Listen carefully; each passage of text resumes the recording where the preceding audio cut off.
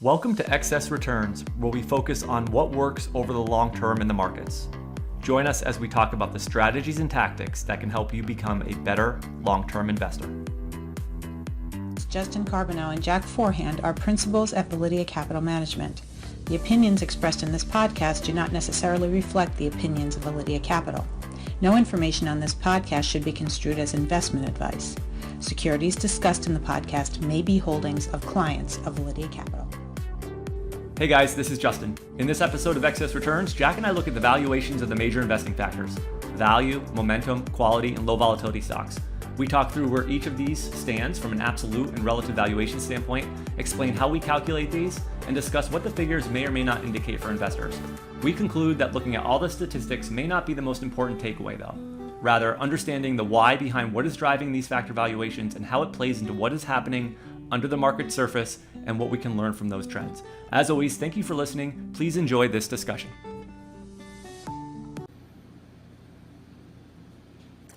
All right, today we're going to talk about how an investor might look at valuing the most popular investing factors in the market. So just as a lead into this, one of the things that we do here and we track at Validea is we look at stocks through the lens of the major investing factors, so value, momentum, quality, and low volatility. And then we look at the valuations of those groups of stocks on a absolute and relative basis. And we'll sort of talk about our methodology for doing that and maybe some of the ways that we do it a little bit differently. But to start, Jack, I think you kind of do a good job of sort of getting at understanding the difference, to begin with, of, relative valuation versus absolute valuation, and why those things might be important to look at. Yeah, this can be somewhat a topic that's somewhat confusing for investors, because the idea that, if the factor value is cheap or expensive can be tough for people to get their arms around, because they think, well, value should always be cheap because value is cheap stocks. But what happens is over time, that group of cheap stocks can either be expensive relative to their history or not expensive relative to their history, or it can be expensive relative to growth or not expensive relative to growth. And that's basically what factor valuation is. So you talked about absolute and relative valuation, and what I just said is what they are. So absolute valuation is, I look at value stocks in general and I say, how cheap are value stocks in general? And then I compare that to the history of value stocks. So how cheap have value stocks been? On our site, we do it from 2006 to the present. From 2006 to now, how cheap have value stocks been just on a standalone basis, and how cheap are they now relative to that? And so you can sort of come up with a percentile ranking to give you an idea how absolutely cheap value is. And then on a relative basis, you can compare value to growth. So you can say, how cheap are value stocks right now? How cheap are growth stocks? And when we talk about growth stocks in this context, we're talking about it the way academics look at growth stocks, which is these aren't companies that necessarily are growing rapidly. These are companies that are expensive. So these are the opposite of value. So you've got value and you've got expensive. And so we look at those two and say, what is the spread between them? So how much more expensive are growth stocks than value stocks right now? And how much more expensive have they been historically? And how does that compare? And so those are sort of the two ways you can look at the valuation of factors. You can look at it against its own history, or you can look at it compared to sort of the opposite of the factor. Now, this can be good for some things and not so good for other things. So on the not so good, you don't want to be using relative or absolute valuation or spreads to make short-term, market timing or forecasting calls, because those things are impossible to predict. Something can stay, absolutely or relatively overvalued or undervalued for a lot longer than investors might think.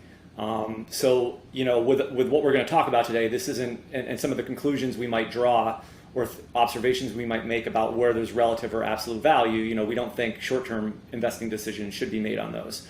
I do think, to some extent, they can be useful for projecting, longer-term expected future returns, but even that isn't a slam dunk either. So I just think, as we worked into this, it's not, to take any of this or think that any of this is really all that useful from a tactical standpoint. I think where it might be a little bit more useful is periods like we saw, maybe in March or April last year, when we had, a historic spread between value and growth stocks. I mean, that looked like it was unprecedented. And actually at the time, people that leaned into that, value trade, it actually worked out quite nicely. But there's a little bit of luck involved in that as well. So those are just things that you want to sort of think about as we sort of talk about this type of valuation methodology.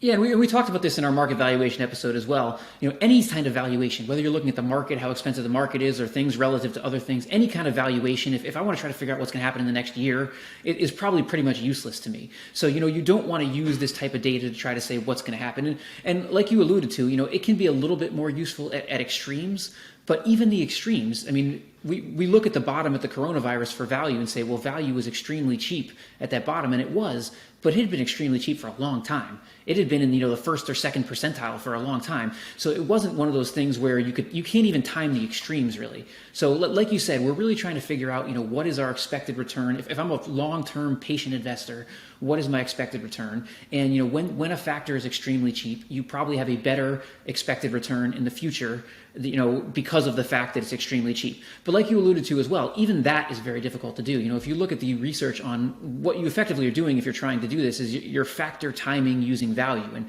the research on whether factor timing using value works is very mixed. I mean, AQR has found that it really doesn't have much value at all. Research Affiliates found some more value. But again, it's a very, very difficult thing to do. And even if it does work, you're probably going to be wrong for a period of time before you end up being right. Right. Let's talk about how we actually get at the relative and absolute valuation rankings. And I'll let you kind of work through the methodology here, because some of the things we do are a little bit different. But I think it's important to understand, without going too far down into the weeds, how we're actually determining these things. Right. We won't say that our way is the right way to do it. There's a lot of different ways to do it. Usually they draw similar conclusions. Like, for instance, pretty much any way you look at the relative valuation of value, which we'll talk about in a little while, value looks cheap right now. But I will explain just in detail the way we do it. And the first thing you have to do is you have to define what the factor is. So I say, well, value is cheap or it's expensive. Well, what is value? Or I say quality is cheap or expensive. What is quality? I need to define what the metrics I'm going to use are to define the stocks that are high quality stocks. And so in our case, like with something like quality, we'll use a composite of a lot of different things. Something, some profitability will be considered, consistency of sales and earnings, ROE, ROTC, things like that. We use a composite of a lot of things, but there's a lot of different ways to define it, and you can end up with very different conclusions depending on how you define it. So that's the first step, define the factor. And then what we do is we rank our entire investable universe, which is about 2,800 stocks, stocks that meet our liquidity requirements. We rank them all using that factor. And we take the top 20% and we consider that the factor. So in the case of value, we rank all 2,800 stocks based on their valuation. The 20% that are the cheapest, that is the value, that's what we consider value. And then we take the median, which is just the middle valuation of that group. So the median of that 20% becomes what we consider, for instance, the PE of value right now. And we do the opposite with growth. We take the 20% of most expensive stocks, we take the median of that, and that is sort of the PE of growth right now. And then so we can look at the absolute valuation of value using that PE, or we can use the difference between the two of them to look at sort of a more relative valuation. So that's the concept, is we're just doing that every single day. We're defining value, we're defining growth, we're defining quality. We're looking at sort of the median PE or price to sales or whatever it is we're using within that group. And then we're looking at how that changes over time. Right. So for value stocks currently, the answer is sort of, I think, on an absolute basis, so relative to their historical valuation, the 20% cheapest stocks, they're sort of in the middle in terms of where they are from an absolute cheapness perspective. Correct? Yeah, and this is where the nuance of this comes in. When we do this with our tool on the site, we're using a lot of different metrics. So we do it with the PE ratio, we do it with the price to sales, we do it with the price to book, we do it with different PE ratios. We use a CAPE valuation, we'll use a projected PE for, based on next year's earnings. So this is where the nuance comes in, because you can get different conclusions depending on what you use. And let me give you an example of that, why I say value is mixed right now. First of all, the market is very elevated right now. So on an absolute basis, you'd expect every factor to be somewhat expensive because stocks in general are expensive. So if the entire market is sliding up that valuation scale, you'd expect everything to be somewhat expensive. But that's not completely true with value, but it sort of is. And so to give you an example, I'll look at two different things, the PE ratio and the price to sales. Value actually is not that expensive right now in the PE ratio. And one of the reasons is because coming off the coronavirus crisis, value stocks earnings have been going up. So on a PE basis, they've been getting cheaper. But then also, margins right now are at historical highs. Tax rates are at historical lows. Interest rates are at historical lows. So margins for companies right now are at historical highs. So what that means is, based on price to sales, basically everything is going to be expensive because everything is more profitable. So it makes them cheaper makes factors cheaper on a PE basis, on an absolute basis, and more expensive on price to sales. And so when you look at value, if you look at price to sales, you'd say it's very, very expensive. If you look at PE, it's sort of a little more middle of the road or cheaper. And that's why it's difficult sometimes to totally define it, because depending on the metric you look at, you can end up with different results. Yeah, it's interesting. Like in March of this year, at least in the all stock value stock universe, the trailing 12-month PE was 15. So that was higher than the historical average going back to '06. But if you look at it now, the all stock the median lowest 20% of value stocks has a PE of 10.8, which is actually lower than the historical average over time. But like you said, it's not like stocks have gone down. It's what's happened is the earnings have come up, and yet the price to sales, as you mentioned, is continues to go higher. So that's interesting. The next one is momentum, and it looks cheap. This is interesting. It looks cheap on an absolute basis, and it looks cheap on a relative basis. Yes. So just to go back to value just for a second, just because I didn't cover the relative part.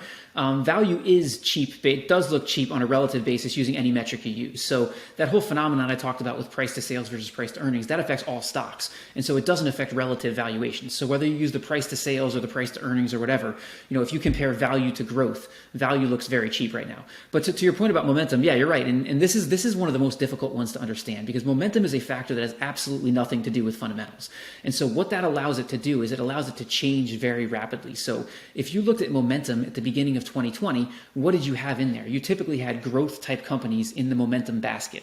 If you look at momentum now, and this is sort of going to start to change because value hasn't been doing as well, but coming off this huge run in value, if you look at value momentum right now, what is momentum?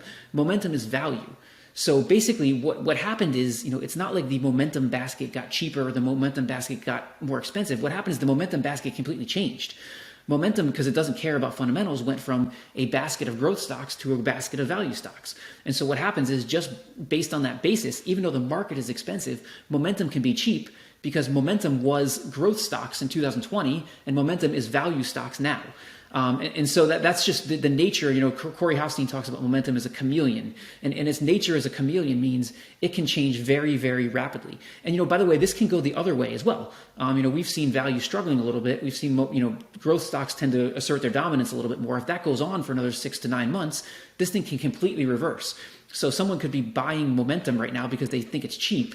And then basically in 6 to 9 months, it will get very expensive again. But again, not because those stocks did well or poorly, just because it rotated, it rotated back into a different, grouping of stocks. And so that's what makes momentum very difficult. But yeah, like you alluded to, momentum is cheap no matter how you look at it, because it is aligned with value right now. And it typically is not aligned with value. Mm-hmm. The next factor is quality. So this is interesting.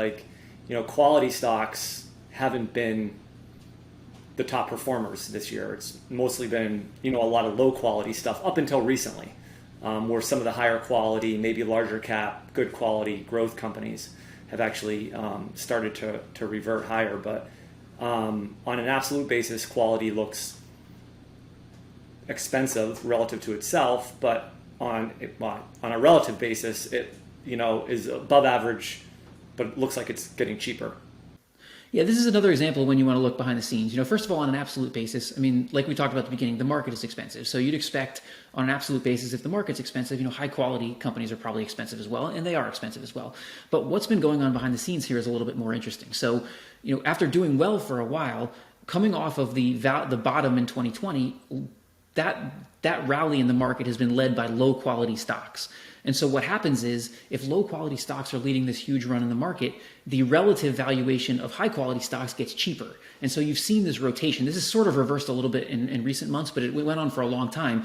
You see this rotation where, because low quality stocks are getting expensive, high quality stocks are getting cheaper on a relative basis. And so high quality begins to look more attractive. We've talked about that in other podcasts, how we see, in our cheapest value basket, we're seeing a lot more high quality companies in there than we have in the past.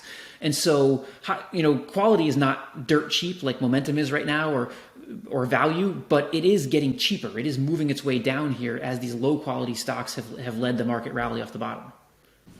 And the last one is low volatility, which we know coming into the coronavirus period, low volatility stocks, if you think consumer staples, those types of companies, investors were bidding those up. They had the qualities that, investors were looking for. So low volatility was very expensive coming into March of last year, but I think on an absolute and relative basis, it's sort of stayed more in this expensive zone. It hasn't really come down and looked attractive from a valuation standpoint. Yeah, well, it slid down. First of all, just thinking about what happened in the past decade, I mean, low vol stocks have done very, very well. So you'd expect, after they've had a period where they've done exceptionally well, that they're probably expensive, and they were. And they were very, very expensive at the 2020 bottom. But then they did very, very poorly. They've done a little better recently, but they did very, very poorly off the bottom. And so what happened is they got more, and they didn't get to the point where they were dirt cheap or anything like that, but they got to the point where they were definitely getting cheaper. And research has sort of shown that, when low volatility is coupled with value, it does a lot better. And so that was a good thing that, those low volatility stocks were becoming cheaper and cheaper. But then we've sort of seen this reversal in the market in the past few months. And so low volatility has gotten more expensive again. It's not as expensive as it was, in 2020, but it's getting more and more expensive. So, the conclusion on low volatility is right now it's very expensive, absolutely, relative to its own history. And it's also expensive relative to high volatility or its inverse. So yeah, that if you were just looking at factors using this, you would say low volatility is not that attractive right now.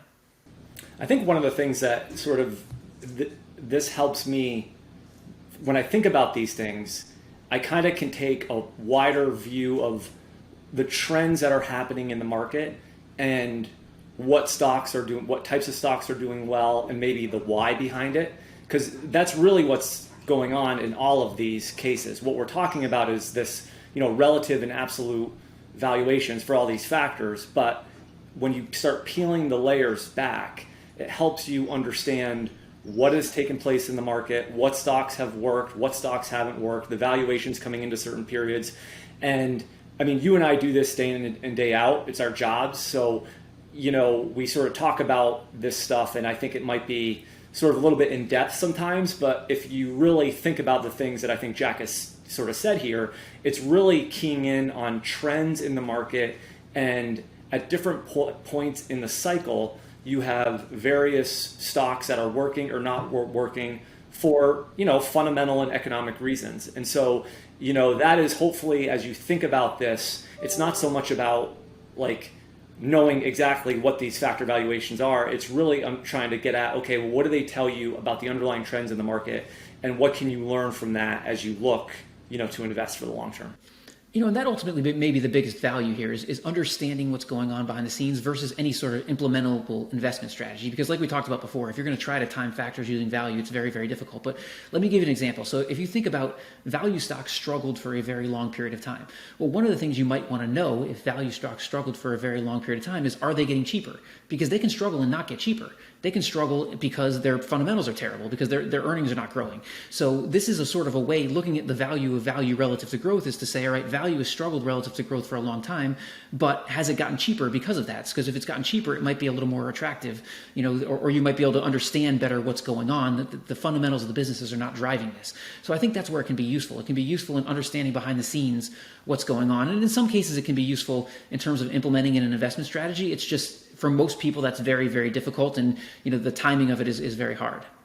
Okay, so thank you guys for watching this episode. We'll put links to the tools on Validea that can show you some of this stuff in the show notes. Thank you. Hi guys, this is Justin again. Thanks so much for tuning into this episode of Excess Returns. You can follow Jack on Twitter at @PracticalQuant, and follow me on Twitter at JJ Carbonneau. If you found this discussion interesting and valuable, please subscribe in either iTunes or on YouTube, or leave a review or a comment. We appreciate it.